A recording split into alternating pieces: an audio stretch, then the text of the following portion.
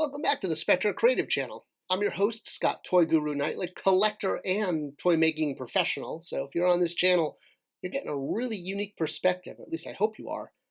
And today I'm talking about something that's a slow grind, kind of like building a YouTube channel and trying to get enough subscribers. Action figure collecting is a very, very slow grind. And if you're in it for the long haul, you get rewarded.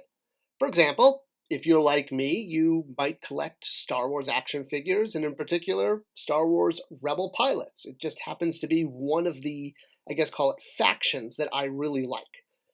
Probably because I grew up with the original trilogy, and the Rebel pilots were like the coolest of the cool.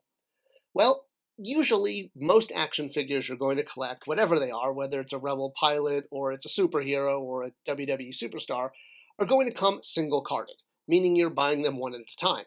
And to have that collection of all of one faction takes time. But then along comes the multi-pack. And then there's that multi-pack that's themed for the faction you get. Whether it's X-Men or Power Rangers or Rebel Pilots, getting a multi-pack that is themed for a faction you collect passionately is one of the coolest things, because you're going to get a ton of characters, especially if it's a multi-pack and kind of the rare multi-packs that actually have all new characters, like this Battle Over Endor pack, or these Star Wars Evolutions packs. That's not the case with all, though. Star Wars as a brand is known as being one of the unique ones that has done some multi-packs that really went above and beyond. This Imperial Briefing Room one is another good example. I also love collecting Imperial officers. So, of course, this pack also really appealed to me because, you got a ton of Imperial officers and some ones that have never been done again or since. Other multi-packs you aren't so lucky with. Sometimes they're just a couple figures you already have with absolutely no difference, just created to hit a certain price point or made by the request of a certain retailer.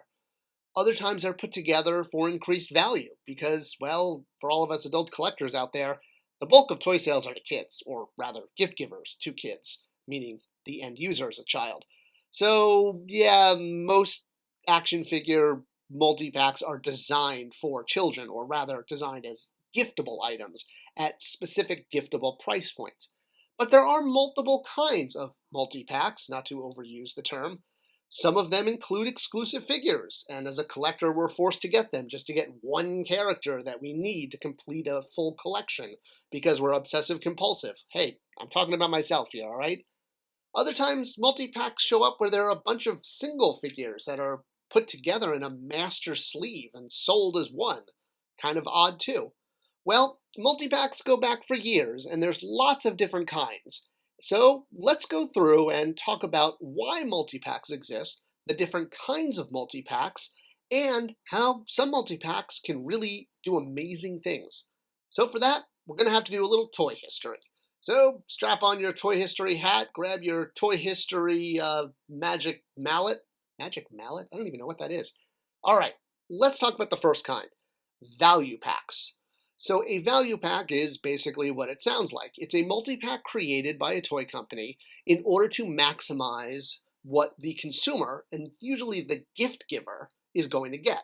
So, an aunt, an uncle, mom, dad, anyone who's looking to buy a gift for a child, if they can pick up a multi-pack, they're going to get what's referred to in the industry as a battle in a box, which is usually why you get a bad guy and a good guy, because it creates an instant play pattern. And you might also get a full team. This is all done purposefully to give maximum value for the gift giver so they feel good about themselves when giving the gift to a child. That's what it's all about. Another kind of multi-pack that exists are the ones at what are called club stores, your Costco's, your Sam's Club. These can be two different types. It can be existing figures in packaging bundled together, like we saw a couple slides ago, and sometimes this is done because of overstock, but usually it's done because the big club store, they're also sort of a big box, but a club store, because you have to pay, they usually request a very specific price point. So they'll say, hey, Marvel, or rather, hey, Hasbro, we want a Marvel pack that's going to be at the $30 price point and have an incredible value. Or, hey, Mattel, we want a Barbie pack that's going to be at $49.99 and give incredible value. So usually it's going to give more than you would get if you spent that equivalent money at a big box store, not a club store. And sometimes it can be mix and match of different types of items. Sometimes they're already in packaging. Sometimes they're created with their own package, but they're usually not exclusive. Usually they don't have their own character that's not found somewhere else. Now, speaking of exclusives, so that's what you're going to find at big box stores or other retailers like Blockbuster. Is Blockbuster even still around? Probably not. I think there's like one in Alaska. Well, apparently they made a impact that they were able to get their own Star Wars exclusive back in the day, and here's an example. So exclusives like this one, available only at Target, are designed to bring customers into the store. The whole point of an exclusive is not to sell you that exclusive, but to get you to come into the store. Whether you find it or not, you're probably going to walk out with, $50 worth of items. One of my favorite exclusives were these micro machines from Galoob from, like 20 years ago. Boy, I'm dating myself. They were great because a retailer could tell Galoob, hey, we want a $15 pack, a $20 pack, a $30 pack. And it was really easy just to add more vehicles or more little figurines to hit that exact price point. And that's why you see so many variations of this particular toy in all of these multi-packs for the Star Wars Micro Machines. It was so easy to develop them, just put in a number of ships to hit that price point. All right, then finally, we're going to get to the clearance multi-pack. And this one is the most interesting of all because it exists for a different reason from all the others. It's not because a store wants it, it's because a company owns too much inventory. This can happen for a number of reasons, but usually it's related to the entertainment underperforming.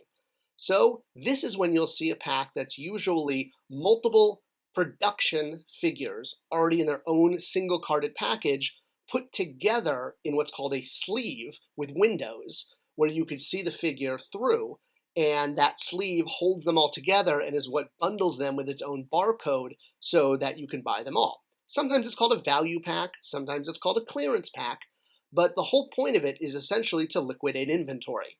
So when you have entertainment that underperforms, or a line gets overordered and items get canceled, either way you wind up with excess inventory. And the quickest way to get rid of it is to just bundle it together and sell it to either clearance stores or to big box or the aforementioned club stores. Movies bomb for many, many reasons. And sometimes it's related to the toys, sometimes it's not, or rather how toyetic it is. And every toy line that you make based on a movie is a bet. It is really, really expensive to store product, especially because if it's too close to the Ark of the Covenant, it will probably catch on fire and burn and melt.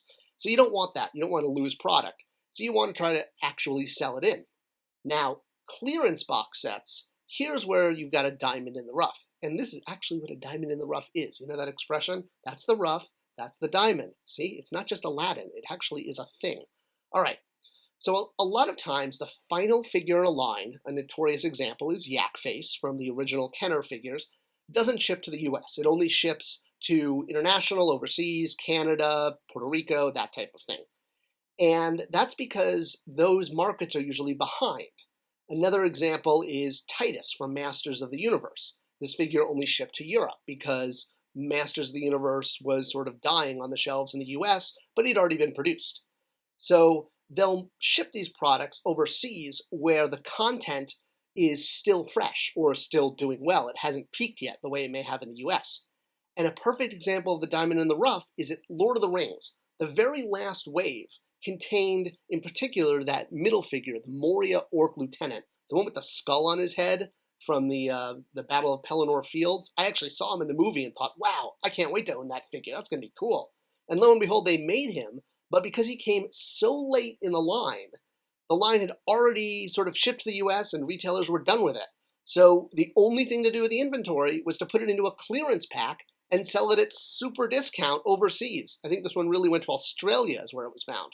So essentially, this type of situation, you could wind up finding a really, really hard to find figure at a really cheap price.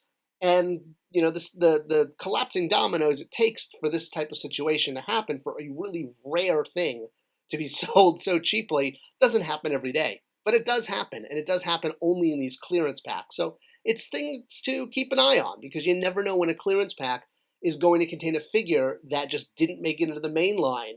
It's kind of like the perfect storm for collectors. That jewel of your collection, the one that just can't be found, yet it winds up in a clearance pack at a fraction of the price you would pay. It's craziness, but toy collecting is crazy. I hope you enjoyed this video and a look at different types of multi-packs and what they offer and why. If you liked it, do subscribe, leave a comment, leave a bell ring, all that stuff. It tells YouTube to share with more people. Thanks for watching, and I'll see you guys next time.